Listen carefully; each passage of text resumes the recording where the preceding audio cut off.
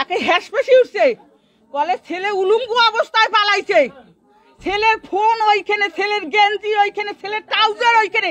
ছেলে এখন কি হল সেটা দাবি আমার কি করে কেন? আমরা ছেলে মেয়েকে উলঙ্গ অবস্থায় পাই। আমরা ছেলেকে ধরার জন্য চেষ্টা করছিলাম। ছেলে মেয়ের বাবাকে এই জায়গায় আঘাত করছে, হাতে আঘাত করছে, পরে কামড় দিয়ে ছুটে চলে আসছে। আশিক নামে একটা ছেলের সাথে আমার দীর্ঘ 2 বছরেরও বেশি সম্পর্ক ছিল। হয় আমাকে অনেকবার আমার সাথে শারীরিক সম্পর্ক করছে, আমাকে কথা দিছে হয় বিয়ে করবে। এখন হয় ওর পরিবারের কথা শুনে হয় এখন পালায় আছে, আমাকে বিয়ে করতে চাচ্ছে না। একসাথে কলেজে পড়তাম, তারপর হয় আমাকে অনেকদিন মেসেজ করতো, তারপর আমার পিছে পিছে ঘোরাঘুরি করতো। এইভাবে আস্তে আস্তে আমি যখন হয়ে যাই তখন সম্পর্কে জড়াই দুইজন। আমি বোরখা হিজাব পরে আসছিলাম, সবাই আমাকে টানাটানি করিয়ে একদম হেনস্থা করি বাড়ি থেকে বের করে দিছে। আমি তালা এখানে দরজা খোলা ছিল, দরজা খোলা ছিল এখানে, আমি বাড়ি এসে ঢুকছি। এরা একদম একদম মিথ্যা কথা বলতেছে। দরজা খোলা ছিল, আমি এই অবস্থায় বাড়িতে ঢুকছি। সে আমার কাছে আসতো, আমি বলছি যে বিয়ের আগে এসব কোনো কিছু হবে না। বলছে যে তুমি যদি এখন আমাকে না করো, আমি কিন্তু আবার পাগল হয়ে যাব, তারপর আমি মরে যাব। কিন্তু এসব কথা বলি আমাকে মানসিক ভাবে করছে।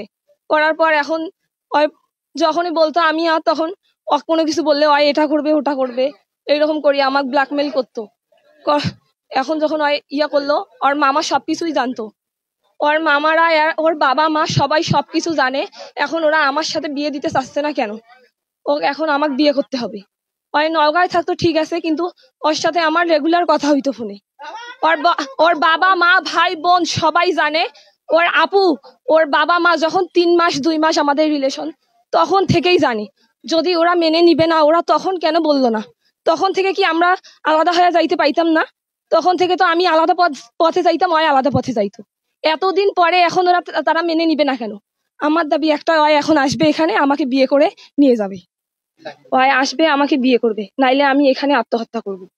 জ্যোতির সঙ্গে এখানে আব্দুর রহমান ভাই ছেলে আশিক, এদের দীর্ঘ 5 বছর থেকে সম্পর্ক এবং অবৈধ সম্পর্ক।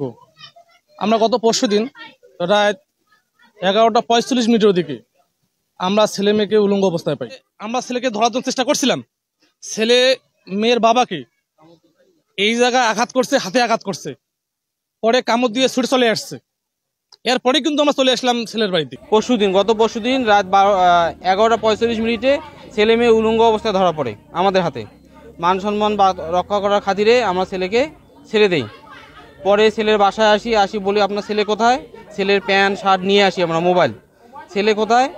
বলে ছেলে রুমে ঘুমাইছে। আমরা যখন যাই রুমে দেখেন তো লাইট জ্বলে দেখতেছে ছেলে নাই রুমে।